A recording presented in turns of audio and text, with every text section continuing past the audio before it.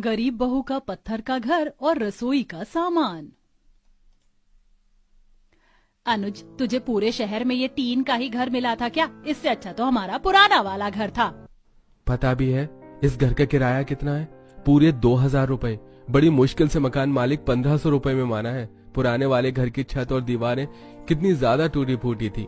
कम से कम ये घर मजबूत तो है। हमने वो इसलिए छोड़ा क्योंकि उस टूटी छत और दीवारों से धूप की रोशनी सीधा घर के अंदर आती थी, लेकिन यहाँ तो पूरा घर ही आग की भट्टी बन गया है। ये शहर है, शहर, कोई गांव नहीं है। अब जो मिला है उसमें ही गुजारा करना पड़ेगा। तुम लोग बैठो, मैं कुछ खाने को ले आता हूँ। चूल्हा बनाने में तो तुम्हें वक्त लगेगा। पूरा परिवार कुछ देर पहले ही इस टीन के घर में आकर बसा था। साक्षी अपने नंद के साथ उस टीन के घर के कोने में मिट्टी का चूल्हा बनाने लगती है, तो वहीं मधु लाया हुआ थोड़ा बहुत घर गृहस्थी का सामान घर में शिफ्ट करती है। थोड़ी देर में अनुज भी बाहर से दाल रोटी लेकर आ जाता है और अब पूरा परिवार उस टीन के घर में बैठकर खाना खाता है। माँ, यहाँ कितनी ज्यादा गर्मी है, देखो ना मेरे कैसे पसीने निकल रहे, बहुत ज्यादा गर्मी लग रही है। ये लोहे की टीन का घर है, गर्मी तो लगेगी ही ना। थोड़ी देर के बाद शाम होते ही सूरज ढल जाएगी, फिर देखना तुम्हें गर्मी नहीं लगेगी। पूरा परिवार शाम होने का इंतजार करता है, लेकिन अंधेरा होने के बावजूद भी इस टीन के घर के अंदर गर्मी लगना सबको बंद नहीं होती। दिन तो दिन, रात में भी यहाँ कितनी ज्यादा गर्मी लग रही है। अनुज, कब तक इस टीन के घर के अंदर गुजारा करना होगा?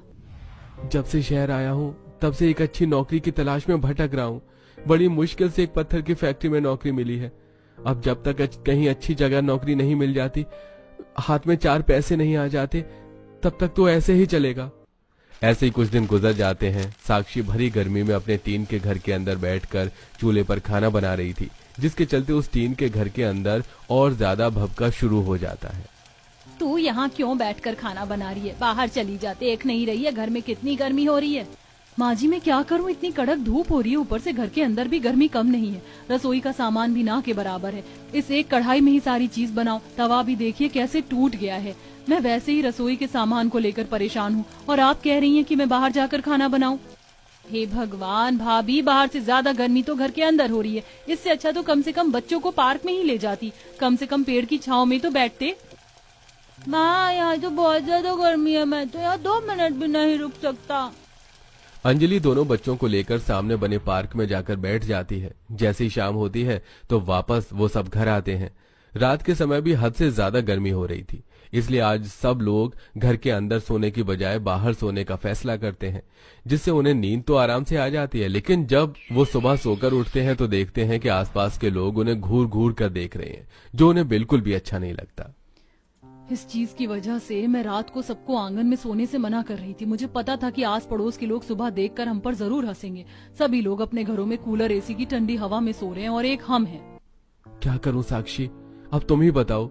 मैं हर दिन आसपास सस्ता किराए का घर ढूंढ रहा हूँ जिसमें तुम लोगों को परेशानी न हो, लेकिन क्या करूं, यहाँ तो घरों के किराए के दाम में 5000 रुपए से शुरू होते हैं। साक्षी भी अपने घर के हालातों को देखकर आसपास की जगह पर काम ढूंढने के लिए जाती है, लेकिन बदकिस्मती के चलते साक्षी को कहीं पर भी काम नहीं मिलता और ऐसे ही 1-2 दिन गुजर जाते हैं। आज टीचर ने स्कूल में एक प्रोजेक्ट दिया है, उसमें हमें घर बनाना है। क्लास के सभी बच्चे लकड़ी, सीमेंट जैसी चीजों के घर बना रहे, लेकिन हम किसका घर बनाएं? लकड़ी और सीमेंट दोनों ही महंगे। हमारे पास इतने पैसे नहीं है कि हम तुम्हें खरीद कर लाकर दे सके, और बनाया हुआ घर भी काफी महंगा आता है। लेकिन माँ, ये प्रोजेक्ट हमारे लिए काफी जरूरी है, इसके नंबर हमारे फाइनल पेपर में लगेंगे। तुम लोग परेशान मत हो, मैं कुछ न कुछ इंतजाम करता हूँ, मुझे शाम तक का वक्त दो।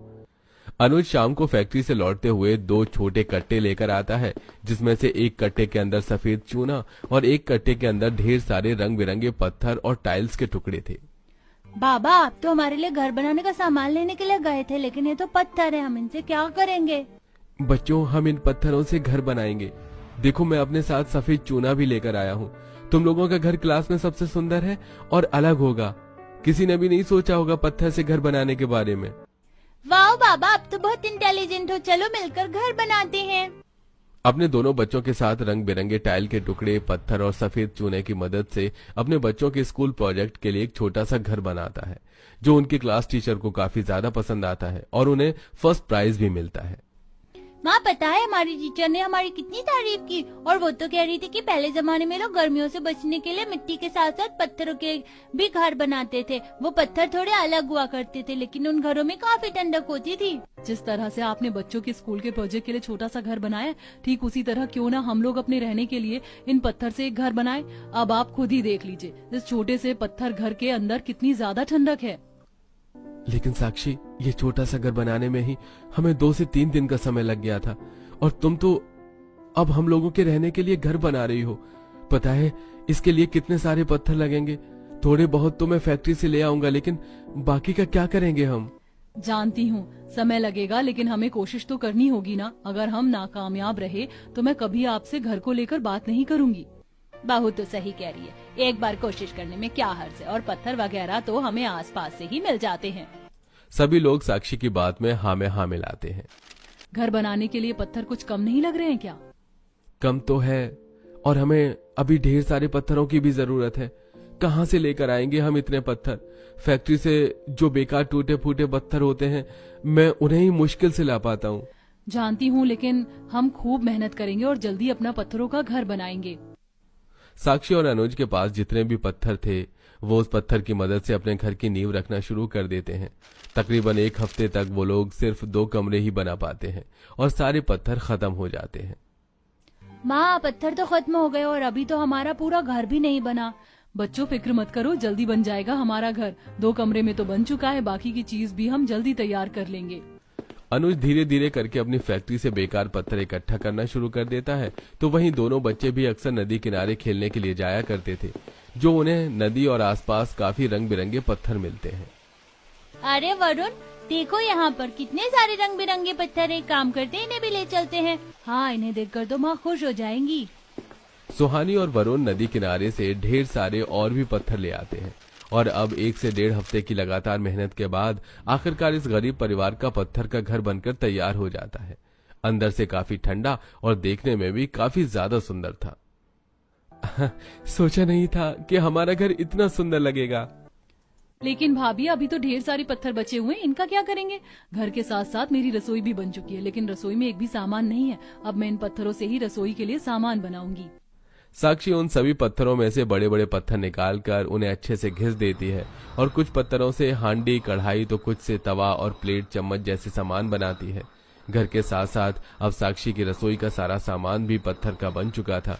ऐसे ही कुछ दिन गुजर जाते हैं। साक्षी की पड़ोसन श्रेया साक्षी के घर आज हलवा लेकर आती है। जैसे ही श्रेया साक्षी की पत्थर की रसोई और उसमें रखा सामान, जो सिर्फ पत्थर का बना हुआ था, उसे देख काफी हैरान होती है। साक्षी, तुम्हारे घर में तो सारे के सारे बर्तन पत्थर के बने हुए हैं। ये क्या सब तुमने खुद बनाया है? हाँ, जिस तरह हमने ये घर तैयार किया, ठीक उसी तरह पत्थर के बर्तन भी तैयार किए हैं। पता है इन बर्तन का मार्केट प्राइस कितना है? ज्यादा नहीं होगा, 100-200 या ज्यादा से ज्यादा 300-400। तुम जानती भी हो, मार्केट में इस तरह के बर्तन 1000 रुपए की कीमत पर मिलते हैं। बड़े बड़े शेफ होटल में ऐसे ही बर्तन में खाना बनाकर लोगों को सर्व करते हैं। मेरी मानो तो तुम इन बर्तनों को सेल करना शुरू करो। लेकिन हमारे एरिया में कोई इतने महंगे बर्तन क्यों ही खरीदेगा?